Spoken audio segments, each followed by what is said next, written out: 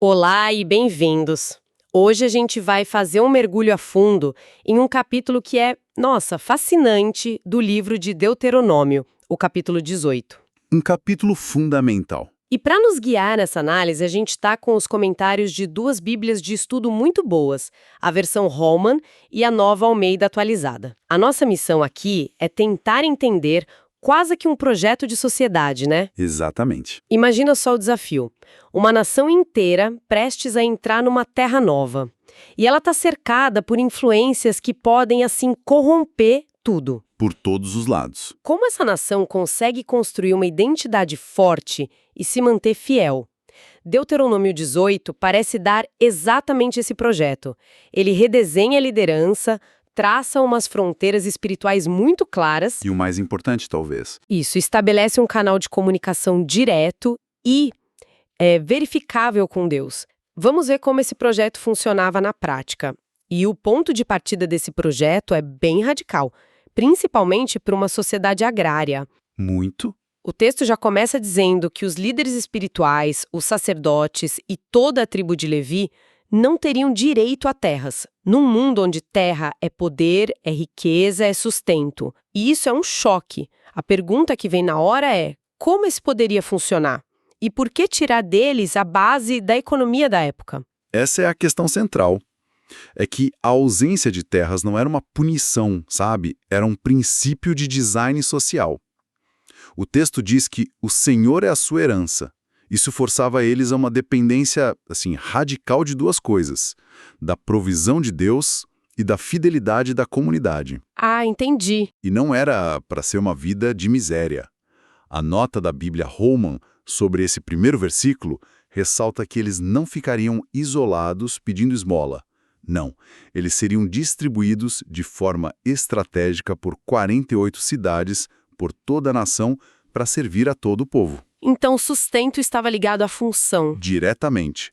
Eles não eram fazendeiros, eram ministros em tempo integral. E o texto não deixa essa ideia só no campo abstrato do Deus proverá, né? Ele torna tudo extremamente concreto. Sim. Os versículos 3 a 5 são quase um cardápio, detalhando as porções que eles deveriam receber dos sacrifícios. A espádua, as queixadas, o estômago do animal. Tudo especificado. E não para por aí. As primícias dos cereais, do vinho, do azeite, até a primeira lã das ovelhas. Aquilo que você falou sobre a herança ser Deus, se traduz em comida na mesa, azeite na lâmpada. E lã, para fazer roupa. Exato. A teologia se torna tangível. Exatamente.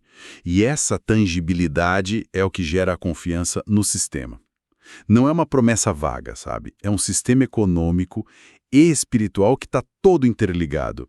A nota da Holman sobre o versículo 8 sugere que o objetivo era liberar o ministério das preocupações materiais do dia a dia.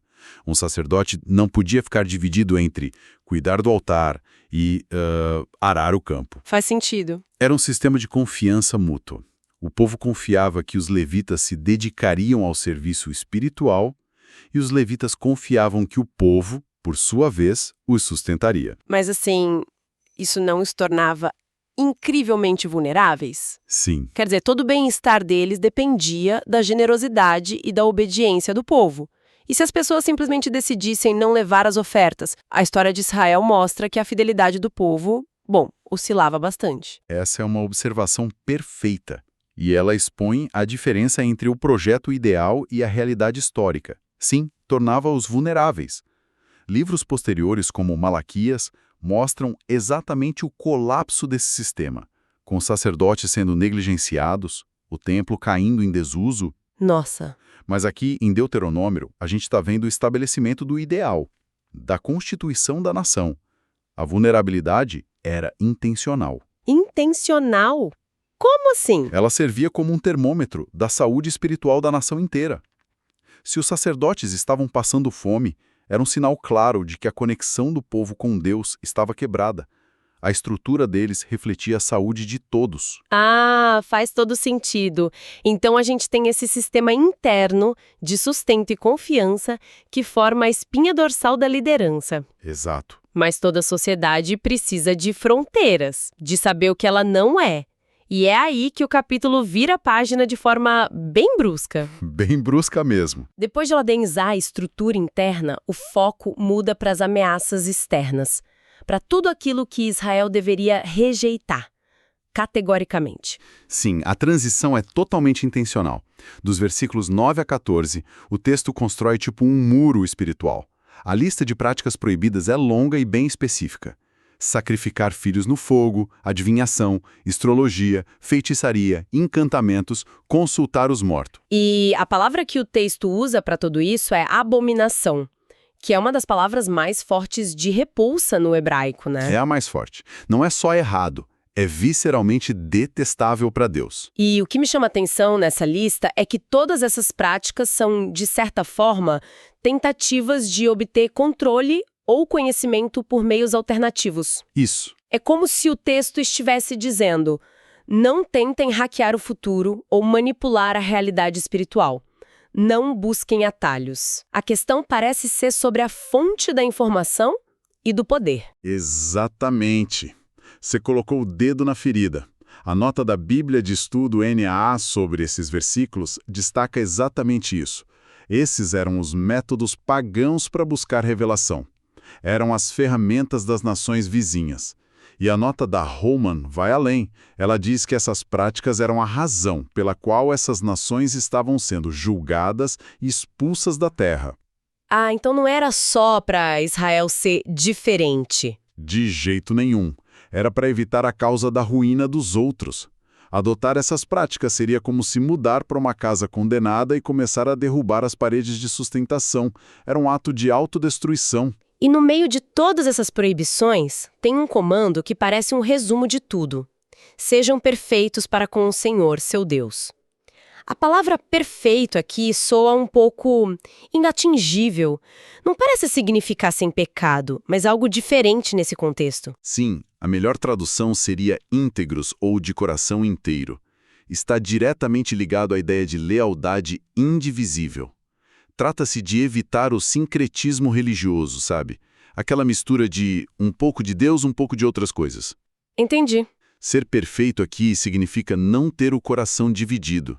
É uma lealdade total, uma confiança exclusiva na fonte de orientação que Deus estava provendo para eles. A nação deveria ser inteiramente leal, sem flertar com outras fontes de poder espiritual. Ok.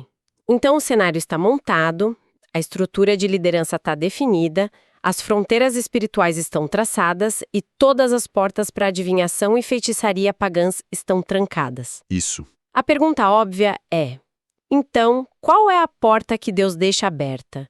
Se o povo não pode consultar os astros ou os mortos, como eles recebem orientação? É aí que vem a grande promessa do capítulo. Exato. Depois de proibir todas as alternativas, o texto apresenta a provisão de Deus. O versículo 15 é monumental. Moisés diz que Deus levantará do meio deles um profeta semelhante a mim. Semelhante a mim. Essa expressão, semelhante a Moisés, é a chave para tudo. Moisés não era apenas um profeta, ele era o mediador da aliança, o único que, segundo a tradição, falava com Deus face a face. E o texto nos lembra por que essa mediação era tão necessária, né? O povo, lá no Monte Horebe, ficou aterrorizado com a presença direta de Deus. Com pavor. Eles literalmente pediram um intermediário. Disseram: não queremos ouvir a voz de Deus diretamente, senão vamos morrer. O profeta então se torna esse canal humano, essa ponte segura para a palavra divina. E essa promessa, como a nota da Holman sugere, tem uma riqueza de significado. Ela pode ser vista de duas formas que não se excluem. Por um lado, ela se refere a uma sucessão contínua de profetas que Deus enviaria ao longo da história de Israel. Isaías, Jeremias, Ezequiel, tantos outros. Mas para muitos intérpretes, tanto no judaísmo quanto no cristianismo, essa promessa aponta para uma figura final, um profeta definitivo, o Messias. É uma promessa com um horizonte próximo e um horizonte distante. Perfeito. Isso é incrível, mas ao mesmo tempo cria um problema.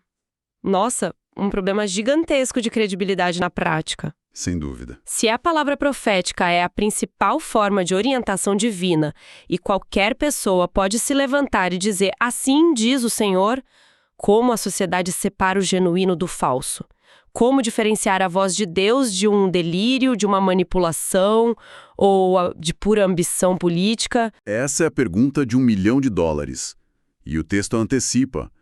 Os versículos 20 a 22 são essencialmente o manual de verificação. E ele oferece dois testes muito claros e práticos. Quais são? O primeiro é um teste teológico. Se o profeta fala em nome de outros deuses, ele é falso. Fim de papo. Não importa se o que ele diz acontece, a fonte está contaminada. A lealdade a Deus é o primeiro filtro. Ok, esse é o teste de conteúdo. E o segundo? O segundo é um teste empírico, de falsificabilidade. Se um profeta fala com presunção em nome do Senhor e a tal palavra não se cumprir nem acontecer, então essa é a prova de que não veio de Deus. É um teste de realidade. A profecia tem que bater com os fatos. Tem que corresponder aos fatos. E a nota da Roma nos lembra de um caso real que parece um roteiro de filme. O confronto entre os profetas Jeremias e Ananias. Ah, essa história é fantástica. É o teste em tempo real. Imagina a cena, em praça pública em Jerusalém. Ananias se levanta e profetiza com toda a confiança. Paz e segurança. Em 2 anos, o exílio na Babilônia acaba e todos voltam para casa. A notícia que todo mundo queria ouvir. Exatamente. Mas aí vem Jeremias e diz o oposto. Não, preparem-se. Não são 2 anos. São 70. Nossa. A nação inteira prende a respiração. 2 homens, 2 mensagens opostas, e ambos afirmando falar por Deus. Aí o tempo passou, e a profecia sombria de Jeremias se cumpriu, enquanto a promessa otimista de Ananias se provou falsa. Isso expôs Ananias como um falso profeta.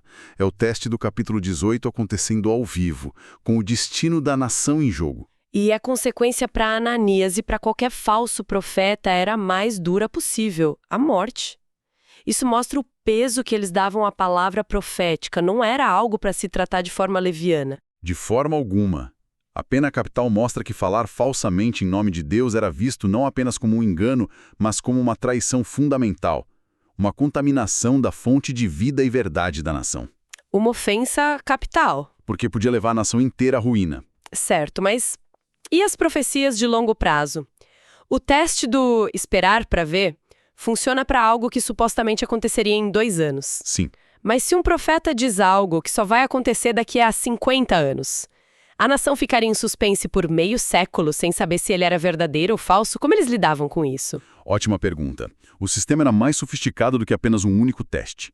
Os 2 critérios trabalhavam juntos. Uma profecia de longo prazo ainda precisava passar pelo primeiro teste. Ela estava de acordo com a revelação que eles já tinham, a lei de Moisés. Um profeta nunca poderia contradizer a aliança já estabelecida. Ah, claro. E além disso, a vida e o caráter do profeta é um fator. Mas o teste de cumprimento, mesmo que para coisas menores e de curto prazo, servia para estabelecer a credibilidade do profeta. Se as previsões de curto prazo dele se cumpriam consistentemente, o povo teria mais razões para confiar nas palavras de longo prazo. Era um processo contínuo de validação. Entendi. Então, o que a gente tem aqui não são só 3 sessões desconexas. É um projeto interligado para construir e proteger a identidade espiritual de Israel. Exatamente. Uma estrutura de liderança baseada em serviço, não em poder terreno. Isso. Uma fronteira clara contra influências externas. E um canal de comunicação com Deus que tinha um sistema de verificação embutido. É exatamente isso.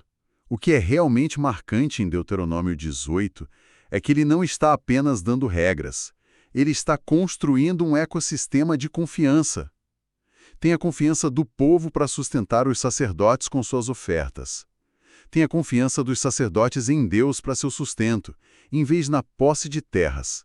E, finalmente, a confiança de todos num sistema profético que não era cego, mas que vinha com um teste integrado para evitar a manipulação e o engano. É um projeto de sociedade baseado em lealdade e verificação, não em poder arbitrário e segredos. Isso nos deixa com uma reflexão final, eu acho. O capítulo estabelece um teste muito objetivo para a verdade profética.